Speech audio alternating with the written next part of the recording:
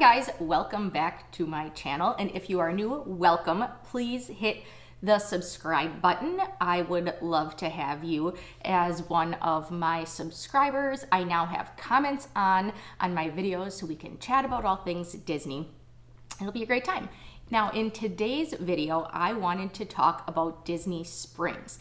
It is really surprising to me. I will talk to people who have been to Disney several times and they've never been to Disney Springs or even downtown Disney. Before it was Disney Springs, it was downtown Disney, and they have no idea what it's about. So I did a little bit of research for this video to learn about the history of Disney Springs because a lot of it took place quite a bit before I was born. I was born in 1985 and it was opened in 1975. So I thought I would go through the history and now current status of Disney Springs. Like I said, I did some research, so it's not like I just happened to know all these dates or remember it because it was before I was born. So in March of 1975, Disney Springs officially opened. However, at that time, it was known as the Lake Buena Vista Shopping Village. And at that time, it was meant to be an outdoor shopping mall. And then the name changed in 1977 to the Walt Disney World Village. You're gonna see there's quite a few name changes going on here. Like I said, outdoor shopping mall. So we already have two names in 2 years. Then in 1989, so that would be 12 years later, the name changed again to the Disney Village Marketplace. And I feel as though I vaguely remember that name, but I still associate it with being downtown Disney at that time, because at that time I would have been 4 years old. Moving on to 1997, when the name changed to Downtown Disney. And prior to this existing renovation, this in 1997 was when the last renovation had taken place. So Disney announced that they were gonna have this massive renovation take place that actually took 3 years, and the renovation was announced in 2013, and in September of 2015 is when Disney finally changed the name to Disney Springs. The last of the construction that took place as part of this major renovation was the town center, and that was finished in May of 2016. So if you watch any of my vlog style videos that I filmed in this last trip in October 2019 at Disney Springs, you'll see there's a little bit of construction going on, but nothing too major. I didn't realize, I guess it's funny how time works, even when you're kind of paying attention to these things and you're aware, that I wouldn't have told you in my mind that, oh yeah, it's been 3 years. So how big is it? It's 120 acres. Again, I had to look that up. I didn't know off the top of my head. It's 120 acres, so it is really, really big. As part of this refurbishment, reconstruction, reimagining project that took place just a couple of years ago, in addition to actually reconstructing and refurbishing Disney Springs itself, the roads nearby also had some work done. So they added an exit ramp, they widened one of the roads that leads up to it, they added 2 parking garages, and this really made a huge difference. So now I think there's a total of 3 that are right there. They have a lime, orange, and grapefruit garage. These are the best parking garages, you guys. I'm telling you, it is like the greatest thing. So they're the newer style parking garage where when you first go in, they have a sign that says how many spots are available on each level, which that in and of itself is not that new, but down each aisle, you can see there's a light above each stall and it's red or green.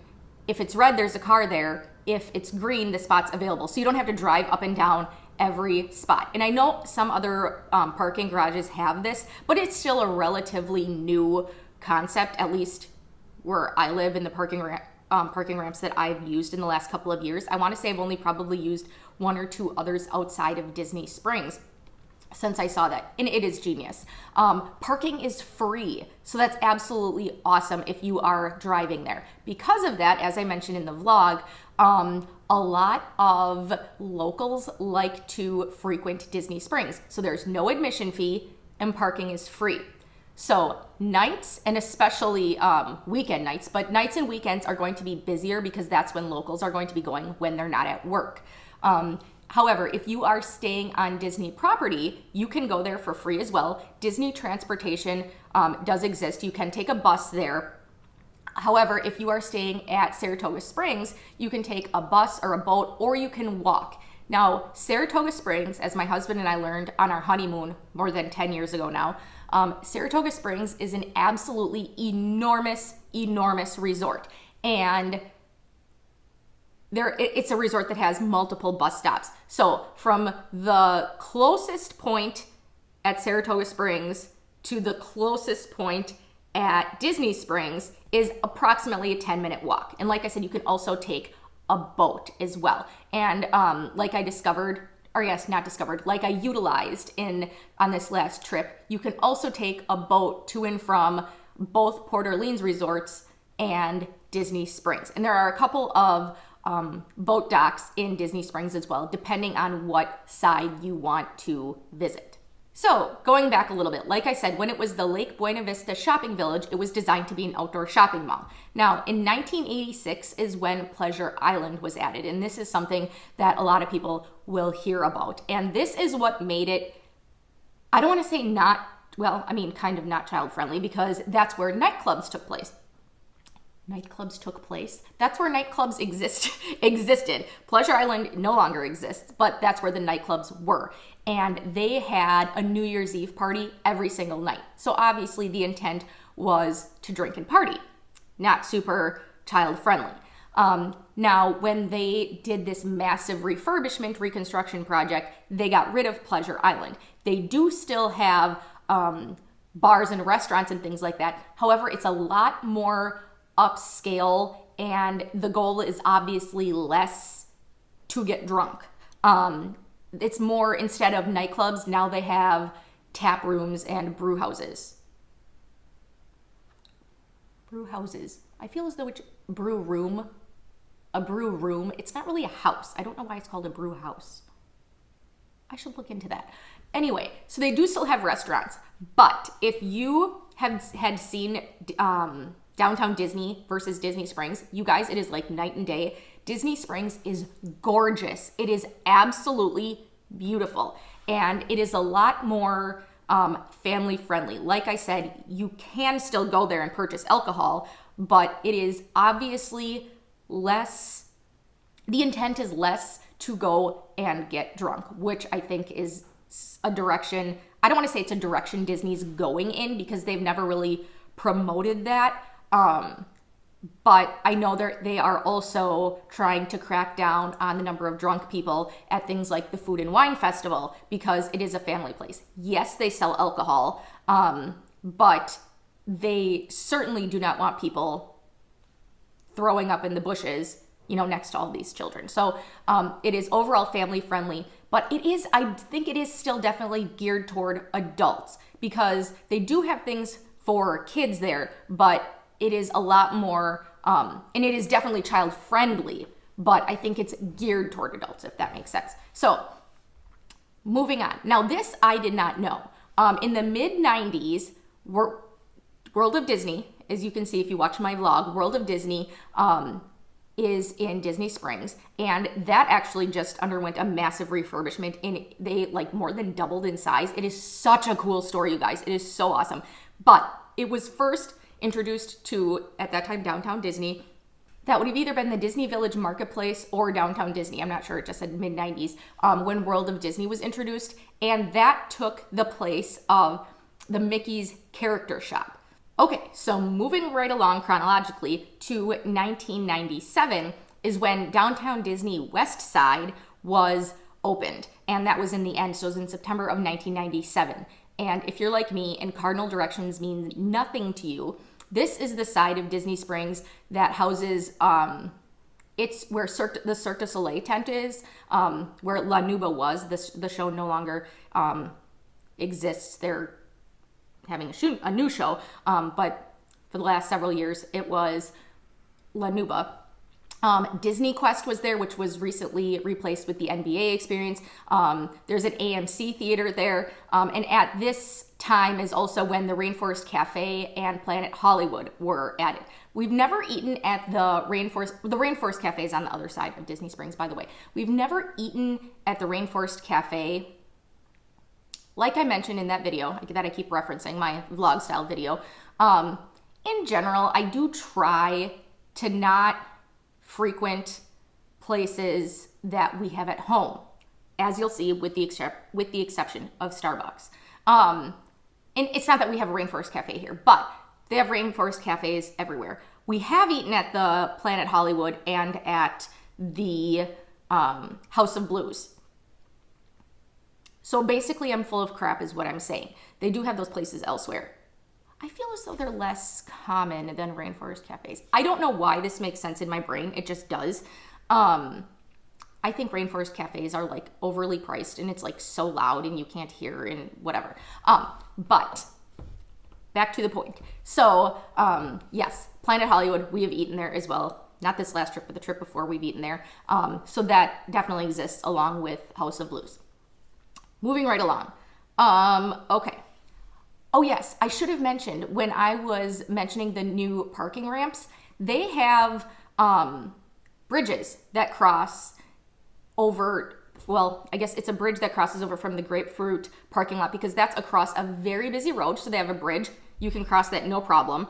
And then there are like more like viaduct type type situations and escalators that go from the Lime and Orange garages into Disney Springs. It is the fanciest like entrance to a parking garage you guys will ever see when you're going from Disney Springs into the parking garage. They have security standing at either end of the bridge and the escalators. So when I was walking at night by myself, I was in the Grapefruit garage and I had to it was dark. I had to go across this long bridge by myself. And, you know, my first thought was like, this is something that I think as a female, you're kind of taught, like, be kind of skeptical of, like, walking in this, like, long, dark-ish, like, corridor by yourself at night. But yeah, there's security. And I couldn't remember because I didn't really pay attention on the way there, but there's security on either end. So it's totally safe, which I think is just genius that they have security guards. And a couple of them, from my experience, they have 2 to even 3 sometimes on either end. So it really is, it's fantastic. They thought everything through in that regard. So currently, what does Disney Springs look like? It has 4 areas. It has the marketplace, and that has shops and basically it's all shops and restaurants. And like I said, they do have brew houses and tap rooms as well. But they have the marketplace, and that is in a 1930s American craftsman style. They have the landing, and that is, not surprisingly, a nautical theme. And the landing is where Pleasure Island used to be. And that is also where they have the amphibious cars. If you've seen them, it is quite pricey, but they're cars that go from land into the water, and you can see them driving around. You can't drive them yourself, unfortunately. Somebody has to drive them for you, which is kind of a bummer, but it's very, very cool to see. And then they also have the town center, which, if you recall from earlier, is the last part that was completed. And that is the part that has the most non-Disney shops. They have Sephora, Zara, Kate Spade. They have a whole bunch of non-Disney shops. And that is in a 1920s Spanish revival style. And then the west side, again, has shops and restaurants, but they also have more entertainment. That's where the theater, Disney Quest was, now the NBA Experience, the Cirque du Soleil show. And that is in a 1950s theme 1950s style, and that is styled to be the town's exposition center. So I wish I had known about all the different era theming styles of the 4 different areas when I was there, because I just discovered this when I was researching this video. So yeah, the next time I'm there, I'll have to pay attention. So that is what Disney Springs is today. They have, like I have mentioned now, they have many Disney and non-Disney shops and restaurants. It is absolutely for families, adults, children. It's for everybody. During the Christmas season, they also have the Christmas tree walk, which they were just prepping when I was there last month. We did that last year when we were there between Christmas and New Year's. It's absolutely awesome. They have a bunch of Christmas trees and they're decked out and themed entirely to it's a Disney theme. So they had a haunted mansion tree. They had their I think they had a separate Little Mermaid tree and then a separate like Ursula tree. It's very, very cool, you guys. So if you are in the area, even if you're not staying on Disney property, I do really recommend it. Like I mentioned in the video, if you are going with little kids and your goal is to avoid crowds, go on a weekday. If you want to experience more nightlife type of situation, then you'd go at night. Specifically, a weekend night would be the best for that. But yeah, shops, restaurants, entertainment, it is so, so beautiful. And they have a Sprinkles ATM, which is really cool. I've never gotten anything from the Sprinkles ATM, but it looks really cool. And the Candy Cauldron, which I went to this last time, you can actually see them making all kinds of Disney themed goodies, and it's just very, very cool. So I think this is quite possibly the most successful construction, refurbishment, reconstruction project Disney has ever done. That's just my personal opinion. They did such a fantastic job, and I really do recommend you check it out. So I hope you guys enjoyed this video, and thank you so much for watching. Bye, guys.